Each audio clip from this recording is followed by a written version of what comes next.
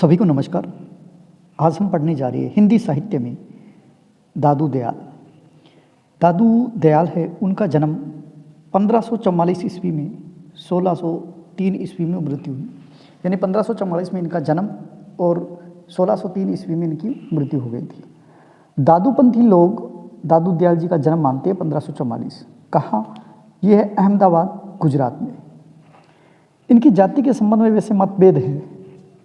कुछ लोग इन्हें गुजराती ब्राह्मण मानते हैं और कुछ लोग उन्हें मोची कहते हैं, कुछ कहते हैं दुनिया है। ये बात कहने वाले हैं रामचंद्र शुक्ल। रामचंद्र शुक्ल की जो इतिहास है उसमें लिखा हुआ है कि इनकी जाति के संबंध में मतभेद है। कुछ लोग इन्हें गुजराती ब्राह्मण मानते हैं और कुछ लोग मोची और कुछ दुनिया। ये रामचंद्र शुक्ल कहते हैं इनके बारे में। क्षितिज मोहन सेन चंद्रिका प्रसाद त्रिपाठी के अनुसार दादू दयाल मुसलमान थे और उनका मूल नाम था दाऊद। ऐसा कहने वाले हैं क्षिति मोहन सेन चंद्रिका प्रसाद त्रिपाठी। वो कहते हैं कि दादू दयाल जी है वो मुसलमान है और उनका मूल नाम क्या है? दाऊद है। दादूपंथी के अनुसार दादू बच्चे के रूप में, यानी छोटे बच्चे के रूप में साबरमती नदी में बहते हुए लोदीराम नामक ब्राह्मण को मिले थे। कहते हैं कि साबरमती नदी है जो गुजरात में है, उसमें बहते हुए ये मिले थे लोदीराम नामक ब्राह्मण को। दादू दयाल जी के गुरु कौन थे यह ज्ञात नहीं है, पर कबीर का इनकी वाणी पर बहुत जगह नाम आया है। यानी कबीर है उसकी वाणी में, यानी इनकी वाणी है उनमें कबीर जी का नाम बहुत बार आया है। तो इसमें कोई संदेह नहीं है कि ये कबीर के शिष्य थे। यानी इनकी वाणी है उनमें कबीर जी का बहुत बार नाम आया है, तो इससे पता चलता है कि वो कबीर के शिष्य थे। ये कहने वाले हैं रामचंद्र शुक्ल। यानी रामचंद्र शुक्ल के अनुसार दादू दयाल जी है, उनके गुरु का नाम क्या है? कबीर है। वैसे दादूपंथी है, उनके अनुसार उनके गुरु का नाम है बुड्ढन। बुड्ढन नामक कोई संत था, उनको मानते हैं। और लेकिन रामचंद्र शुक्ल है वो कहते हैं उनके गुरु के नाम है कबीर था। दादू दयाल जी जब वो 14 वर्ष के थे तब वो आमेर में आ गए थे। यानी यहाँ अपने राजस्थान में आमेर है उसमें बस गए थे। वहाँ से वो मारवाड़, बीकानेर में रहे और इन स्थानों पर घूमते रहे। और नारायणा एक स्थान है जयपुर के पास, जयपुर से 20 कोस दूर है, उसमें आकर बस गए। और नारायणा से थोड़ी दूर में है भराने की पहाड़ी, वहाँ उन्होंने अंतिम सांस ली थी और अपना शरीर छोड़ दिया था। यानी कहा 1603 ईस्वी में भरानी में। दादू दयाल जी ने अपना पंथ 1573 ईस्वी में सांभर यानी जयपुर से शुरू किया। यानी अपना दादू दयाल जी है उन्होंने अपना दादू पंथ है वो 1573 से सांभर से जयपुर से शुरू किया था। और सांभर में इनका एक सत्संग स्थल है, वो अलख दरीबा नाम से प्रसिद्ध हुआ। यानी दादू दयाल जी ने अपना जो पंथ है दादू पंथी वो 1573 ईस्वी में शुरुआत की जयपुर से, सांभर से। और सांभर में उनका सत्संग स्थल है जिसे अलख दरीबा नाम से प्रसिद्ध है। दादू दयाल जी को राजस्थान का कबीर कहा जाता है। दादूपंथी लोग अपने आप को निरंजन निराकार का उपासक मानते हैं। वैसे दादू दयाल जी है वो कबीर जैसे ही है, जिस तरह से कबीर फक्कड़ थे ऐसे ही दादू दयाल जी का नाम आता है। वैसे उसमें थोड़ा सा मतभेद है कि कुछ अलग है और अन्यथा सेम लगते हैं। देखिए, दादूपंथी लोग अपने को निरंजन निराकार का उपासक मानते हैं। ये लोग न तिलक लगाते हैं न कंठी पहनते हैं, बस हाथ में एक सुमिरन रखते हैं और उसमें सतराम कहकर अभिवादन करते हैं आपस में। यानी हाथ में एक सुमिरन रखते हैं और सतराम कहकर अभिवादन करते हैं। सतराम। आपको ये भी पूछा जा सके कि सतराम अभिवादन करने वाले कौन से पंथ से संबंधित थे, तो दादूपंथी से संबंधित। नारायणा यानी नारायण या नारायणा या नेरेणा ऐसे शब्द लिखे हुए हैं, वो जयपुर में इनकी प्रमुख पीठ है। यानी उन्हीं का नाम है नारायण या नेराणा, कहीं लिखा हुआ है कहीं नारायण ना लिखा हुआ है। उसी में उनकी प्रमुख पीठ स्थल है जो जयपुर के पास में। दादू दयाल जी विवाहित थे और उनके 2 पुत्र थे, गरीबदास और मस्कीन दास। इनके पुत्र थे और यही इनके शिष्य थे। दादू दयाल जी की भाषा कैसी है? मिली जुली पश्चिमी हिंदी है जिसमें राजस्थानी का मेल है। कुछ पद गुजराती में है, कुछ राजस्थानी में है, कुछ पंजाबी में है। ऐसा कहने वाले हैं रामचंद्र शुक्ल। रामचंद्र शुक्ल कहते हैं कि इनकी भाषा है वो पश्चिमी हिंदी है जिसमें राजस्थानी का मेल है, कुछ पद गुजराती है, राजस्थानी और पंजाबी के भी है। ऐसा कहने वाले हैं रामचंद्र शुक्ल।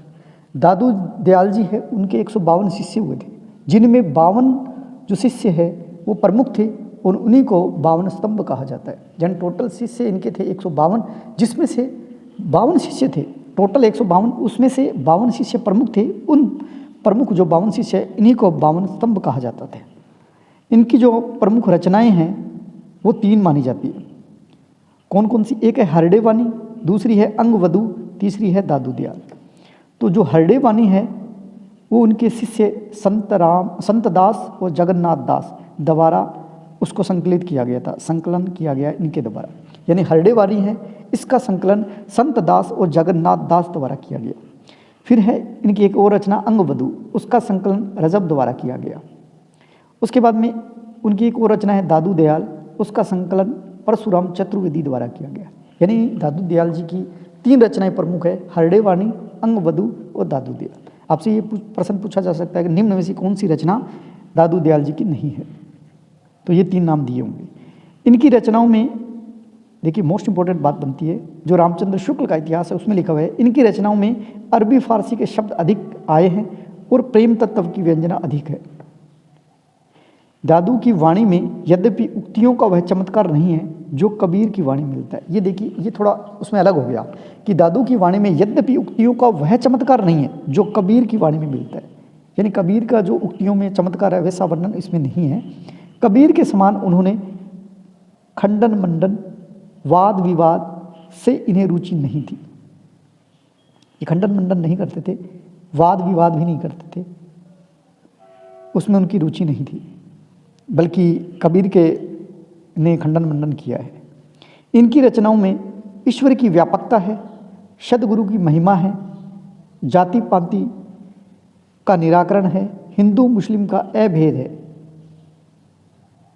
ये कहने वाले हैं रामचंद्र शुक्ल। वो कहते हैं कि इनकी रचनाओं में ईश्वर की व्यापकता है, सद्गुरु की महिमा है, जाति पाति का निराकरण किया है उन्होंने, हिंदू मुस्लिम का अभेद यानी कि भेद नहीं किया उन्होंने। दादू पंथ का अधिकांश साहित्य है वो कौन सी भाषा में लिखा गया है? वो है ढूंढाड़ी भाषा में, क्योंकि जयपुर का जो क्षेत्र है उसकी भाषा वहाँ की है वो ढूंढाड़ी भाषा है। क्षेत्र वो ढूंढाड़ क्षेत्र है, इसलिए उनकी भाषा भी क्या है? ढूंढाड़ी। इसलिए दादू पंथ जो जयपुर के पास से ही है, इसलिए दादू पंथ का अधिकांश जो साहित्य रचा गया है वो ढूंढाड़ी भाषा में है। इनकी प्रमुख रचनाएं जिनमें पद मिले हैं उनमें देखिए पद कौन कौन से जो अक्सर परीक्षाओं में पूछे जाते हैं, क्योंकि इनकी रचनाएं जो भी लिखी हुई है वो ऐसा लगता है जैसे कबीर की लिखी हुई है, तो कबीर से मेल खाते हैं। इसलिए हमें जो रचनाएं देखते हैं इनकी जो पंक्तियां हैं वो ऐसा लगता है जैसे कबीर की है। आपको याद रखना है कि ये दादू की है। घी दूध में रमी रहिया व्यापक सबकी ठोर, दादू बकता बहुत है मथी काढ़े ते और। यहाँ तो दादू शब्द लिखा हुआ है तो आपको समझ में आ जाएगा।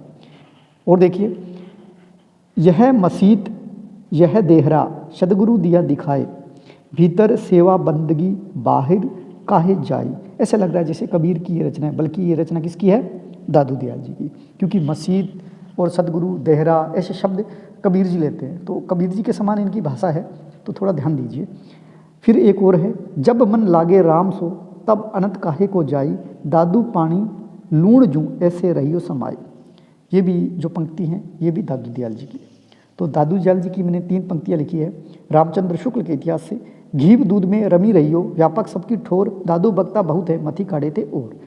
दूसरी है, यह मसीत यह देहरा सदगुरु दिया दिखाए, भीतर सेवा बंदगी बाहरी काहे जाए। तीसरी है, जब मन लागे राम सो तब अनंत काहे को जाए, दादू पानी लूण जूं ऐसे रहियो समाए। उम्मीद करता हूँ हमारा जो टॉपिक ये है दादू दयाल जी आपको पसंद आए, और ये अच्छा लगे तो लाइक कीजिए, शेयर कीजिए, कमेंट कीजिए। जय हिंद, जय भारत।